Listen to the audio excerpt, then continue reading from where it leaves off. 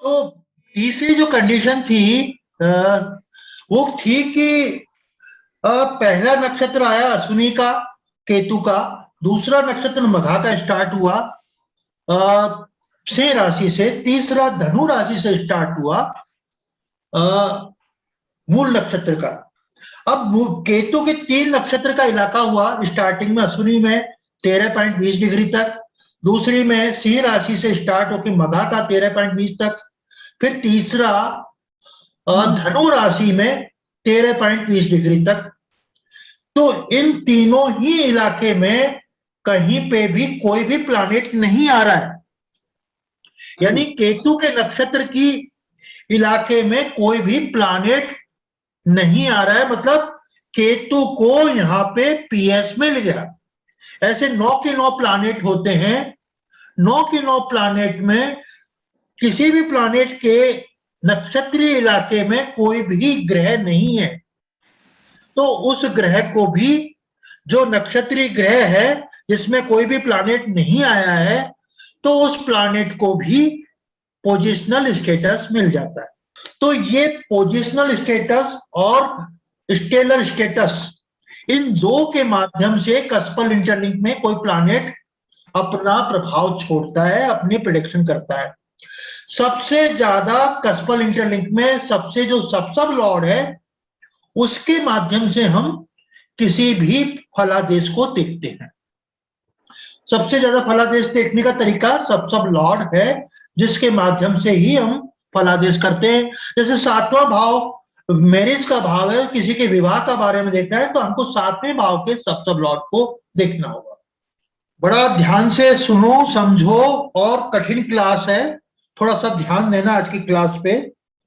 ये केपी की कस्पल इंटरलिंक की एक तरह से सबसे ज्यादा माइंड खाने वाली वो क्लास है। आरपी विद रूलिंग प्लैनेट, यानी BTR with ruling planet. BTR जन्म समय का शुद्धिकरण करना है हमको किसी पत्रिका का, वो भी रूलिंग प्लैनेट्स के माध्यम से। रूलिंग प्लैनेट्स क्या होते हैं आप लोगों को सभी मालूम है, और नहीं मालूम है तो मैं दोबारा बताता हूं आपको। किसी भी पत्रिका में रूल 4 तरह से प्लैनेट को रूलिंग करते हैं। हर ग्रह का राशि स्वामी होता है, हर ग्रह का नक्षत्र स्वामी होता है, हर ग्रह का सब लॉर्ड स्वामी होता है, और हर ग्रह का सब लॉर्ड स्वामी होता है, जिसे को रूलिंग प्लैनेट्स भी कहते हैं। और इसी तरह हर भाव के 4 पार्ट होते हैं, राशि लॉर्ड, नक्षत्र लॉर्ड, सब लॉर्ड और सब लॉर्ड। मैं एक आप पत्रिका के माध्यम से आपको बताने की कोशिश करता हूं। अब ये एक पत्रिका है जिसमें सूर्य है, एक सूर्य प्लैनेट है। ये शनि के राशि लॉर्ड है, क्योंकि सूर्य यहाँ पे कहां पे है, शनि के उसमें राशि में तीसरे हो, कुंभ राशि में है, तो शनि इसका राशि स्वामी है। और नक्षत्र स्वामी राहु है, क्योंकि सूर्य का नक्षत्र स्वामी शतभिषा है। और लॉर्ड है राहु, और सब लॉर्ड है जुपिटर।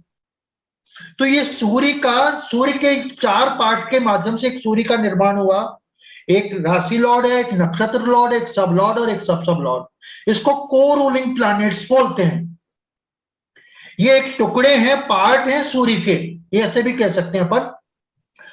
अब एक कोई व्यक्ति, बुजुर्ग आदमी आपके पास आया है और वो कहता है मेरा मोगा पंजाब में मेरा जन्म हुआ है, और जन्म का समय मेरा 4 बजे का है, मेरे को मालूम है।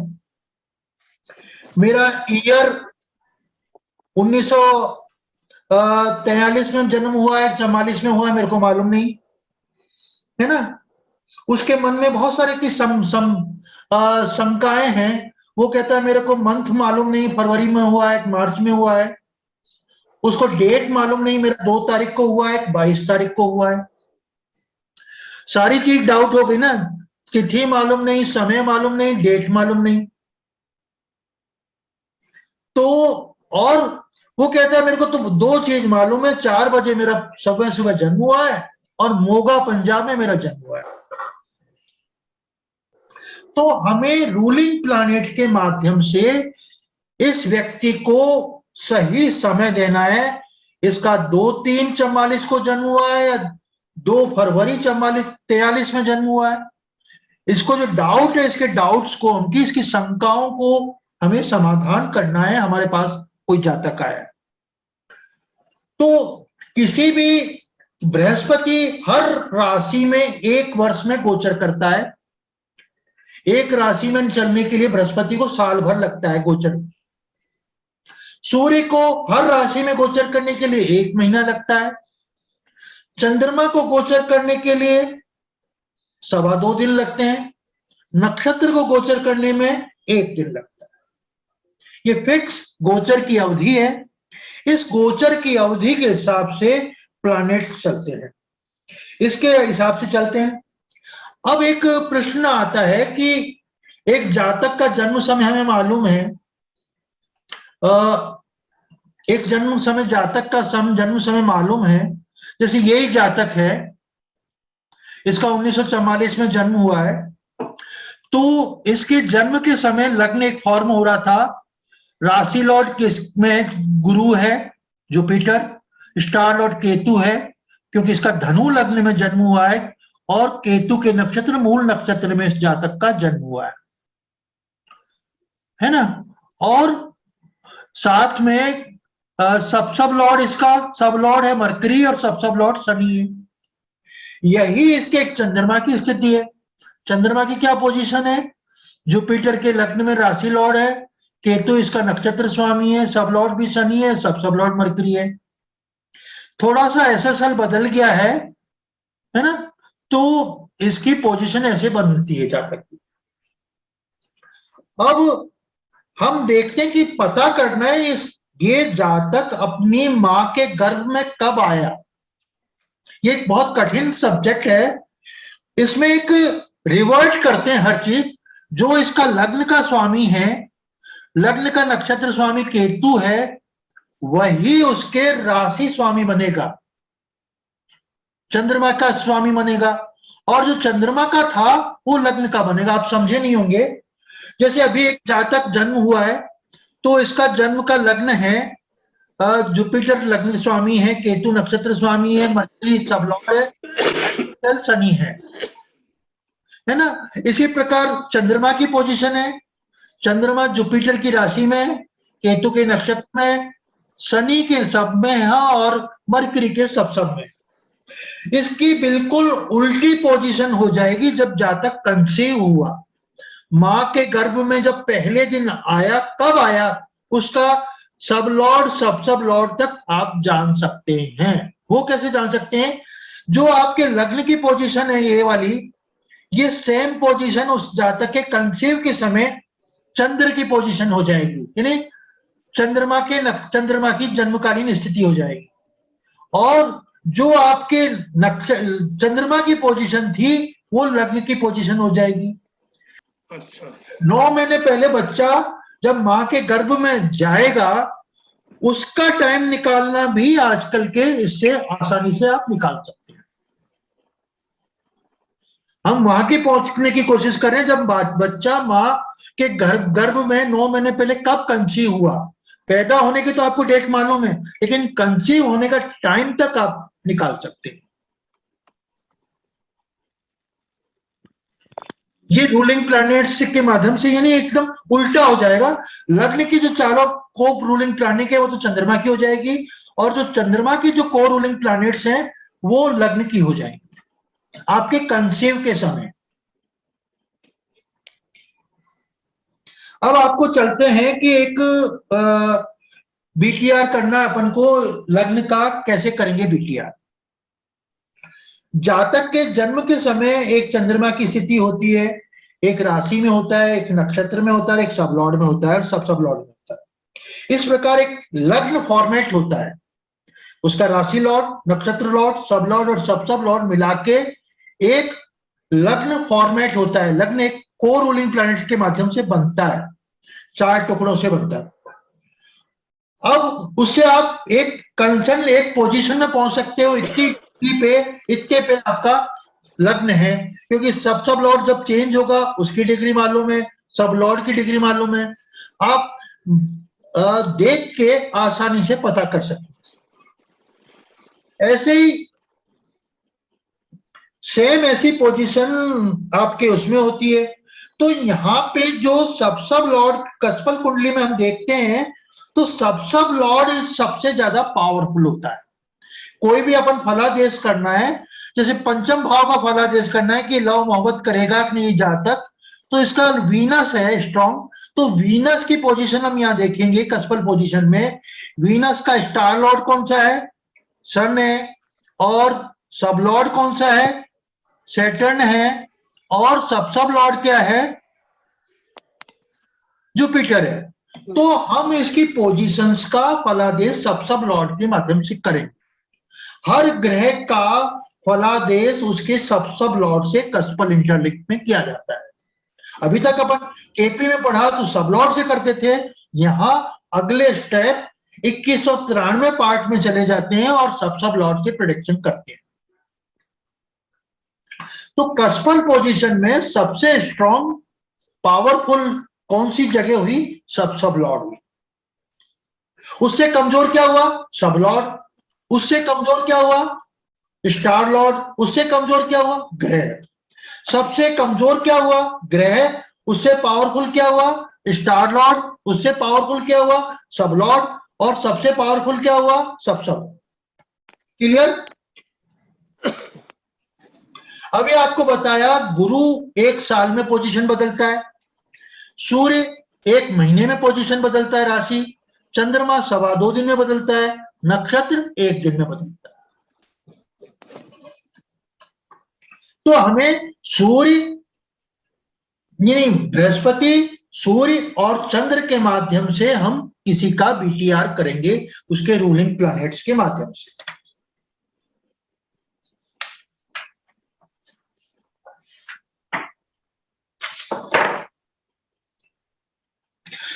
बीटीआर करने में और रूलिंग प्लैनेट के माध्यम से बीटीआर करने के लिए ईश्वरी ताकत की बहुत ज्यादा आवश्यकता होती है। क्योंकि जो ये रूलिंग प्लैनेट से जब हम करते हैं कोई भी किसी भी प्लैनेट का, हम जब रूलिंग प्लैनेट के माध्यम से हम करते हैं बीटीआर, तो ईश्वरी ताकत की बहुत आवश्यकता होती है। तो हम सबसे पहले ईश्वर को साक्ष्य मन के ईश्वर को हम चिंतन मनन करेंगे, एक ध्यान लगाएंगे ईश्वर का, क्योंकि ये टोटल ही आध्यात्म पक्ष है। ईश्वर की कृपा के बिना आप बीटीआर विद रूलिंग प्लैनेट्स नहीं कर सकते।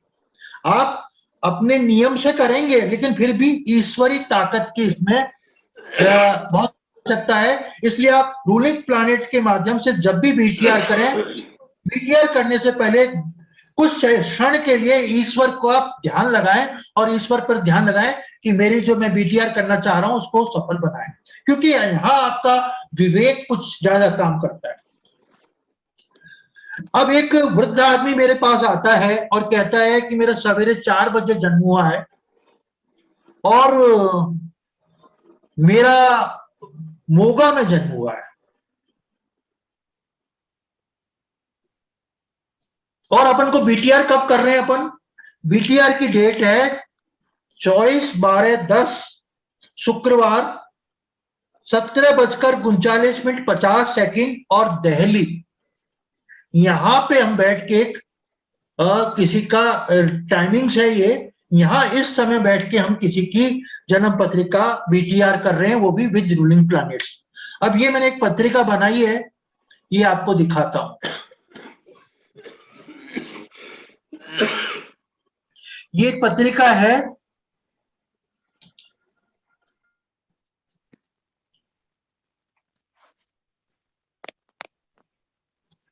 चौबीस 12/10 17:39:50 दिल्ली। अब आप लोग इसकी रूलिंग प्लैनेट की स्थिति नोट कर लें पढ़ने में, कॉपी में।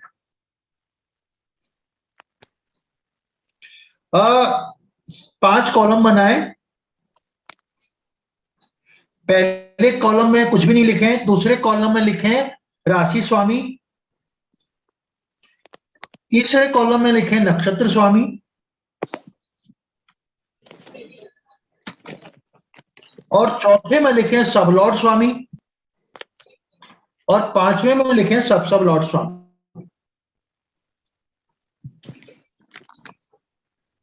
अब ये पत्रिका है, सबसे पहले इसमें लग्न को देखते हैं अपन। ये लग्न है पहला पहला। फिर से बोलिएगा। राशि स्वामी नीचे वो सारा RL SL NL SSL वही यही पैटर्न। अच्छा, इसमें सबसे पहले कॉलम में लिखेंगे लग्न। पहला कॉलम जो छोड़ दिया था आपने वहां पे लिखेंगे लग्न। लग्न के सामने राशि स्वामी में, लग्न में ये राशि स्वामी क्या आ रहा है? बुध आ रहा है। RL लिखा हुआ क्या आ रहा है? बुध। तो बुध लिख दो। और स्टार लॉर्ड क्या आ रहा है? राहु आ रहा है। राहु लिख दो। लेकिन राहु केतु के साथ एक अलग पोजीशन है। राहु के साथ में, राहु के क्या पोजीशन है यहां पे ये लिखो आप। राहु किसका नक्षत्र स्वामी है? राशि स्वामी किसका है? जुपिटर का। नक्षत्र स्वामी क्या है? केतु। और ये क्या है? सब लॉर्ड क्या है? जुपिटर। तो राहु के साथ में स्लैश करके और जुपिटर केतु गुरु भी लिख दो उसके साथ में, उसी कॉलम में। जुपिटर केतु और गुरु ये इसके साथ में और लिख दो आप, क्योंकि राहु अपने नक्षत्र स्वामी राशि स्वामी का फल देता है। राहु की खुद की राशि नहीं होती है।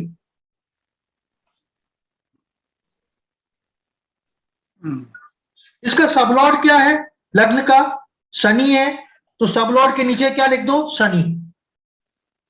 सब लॉर्ड क्या है? चंद्रमा। चंद्रमा लिख दो। एक बार दोबारा बताएं सर इसको। दोबारा बताता हूं। ये पत्रिका है, अपन ने जब BTR किया उसका समय था 2010 में अपन ने BTR किया। 24/12/2010 की स्थिति है। 17:39:50 और दिल्ली में अपन ने BTR करने बैठे हैं, है ना। ये तो BTR की जगह। फिर अपन ने लग्न को देखा। लग्न में अपन ने 4 कॉलम बना लिए। पहली चीज लिखेंगे लग्न, दूसरे में लिखेंगे चंद्रमा। तो लग्न लिखा अपन ने। लग्न में पहली क्या है? राशि स्वामी क्या है? मरकरी। तो बुध लिख देंगे पहले कॉलम में। लग्न के आगे राशि स्वामी के नीचे स्टार लॉर्ड के नीचे राहु लिख देंगे। राहु यहां पे राहु केतु अपने नक्षत्र स्वामी राशि स्वामी इनका भी फल देते हैं। तो अपन यहां राहु के सामने चलेंगे तो राहु जुपिटर की राशि में, केतु के नक्षत्र में और जुपिटर के ही सब लॉर्ड में है। तो अपन सब लॉर्ड तक ही आएंगे। तो यहां राहु को स्लैश करके एक साथ में राहु भी है, गुरु भी है, केतु भी है और गुरु भी है। हाँ, समझ गए आप। यानी राहु के 4 पार्ट हो गए। और फिर 5वां सब लॉर्ड स्वामी शनि है, या शनि लिखा हुआ है तो शनि लिख देंगे। और सब लॉर्ड क्या है? चंद्रमा है, तो चंद्रमा लिख दिया। तो यहाँ कितने पार्ट हो गए? लग्न के आपको रूलिंग प्लैनेट कौन कौन से हुए? बुध, राहु, गुरु, केतु, गुरु, शनि, चंद्रमा। यहां सबसे पावरफुल क्या हुआ? चंद्रमा। क्योंकि सब लॉर्ड सबसे ज्यादा पावरफुल होता है। तो इस लग्न का सब लॉर्ड क्या है? चंद्रमा है। तो रूलिंग प्लैनेट के लग्न का सब लॉर्ड क्या है? चंद्रमा। इसको मैं अंडरलाइन कर रहा हूं, ये आगे बहुत ज्यादा काम आएगा। तो चंद्रमा को हाईलाइट कर रहे हैं अपन यहां पे। नेक्स्ट आते हैं चंद्रमा की पोजीशन। चंद्रमा है किस राशि में? चंद्रमा की राशि में, क्योंकि चंद्रमा कर्क राशि में उदय हो रहा है यहाँ पे। तो चंद्रमा की राशि में, मरकरी के नक्षत्र में। तो चंद्रमा लिखेंगे। फिर चंद्रमा में नक्षत्र स्वामी में बुध। और सब लॉर्ड में क्या लिखेंगे? शुक्र लिखेंगे। और सब लॉर्ड फिर चंद्रमा। यहाँ भी चंद्रमा पावरफुल है। चंद्रमा यहाँ पे भी, इसका चंद्रमा का भी सब लॉर्ड क्या है? ये अपन रूलिंग प्लैनेट्स की पोजीशन बता रहे हैं, जो रूल कर रहे थे उस वक्त की, जब अपन ने पत्रिका देखी तब ये पोजीशन। अब हमको उसकी जातक की एक पत्रिका देखनी है। वो उसकी डेट ऑफ बर्थ लिख लो। उसने जो बताई है वो कह रहा है मेरी डेट ऑफ बर्थ 1943 में हुआ या 44 में हुआ, मेरे को याद नहीं मेरा जन्म, है ना।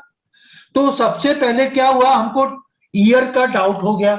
वो कह रहा है मेरी डेट ऑफ बर्थ मोगा में हुई है, पंजाब में सवेरे 4 बजे हुई है। तो सूचना मेरे पास सही है। बाकी मेरे पास हो सकता है मेरी 20/2/43 को जन्म हुआ हो, लिख लें आप 20/2/43। वो कहता है मेरा 20/2/43 को जन्म हुआ हो, या 20 या 1944 में भी जन्म हो सकता है मेरा 43 की जगह। तो लिखें जन्म या तो 20/2/43 या या 1944। 19/2/44। वो कहता है डाउट में भी मेरे को डाउट है। वो कह रहा है मेरा 2 तारीख को जन्म हुआ है, दो में भी 2/3/43 को जन्म हुआ है, या 20/2/43 को जन्म हुआ है। 20/2 या 20/3 दोनों। तो महीने का भी डाउट हो गया, फरवरी में हुआ या मार्च में हुआ, और डेट में भी हो गया। डेट भी कह रहा है 20/2/43 को हुआ है या 2/3/43 को हुआ है। सही है। 43 में भी हुआ है, 44 में हुआ है।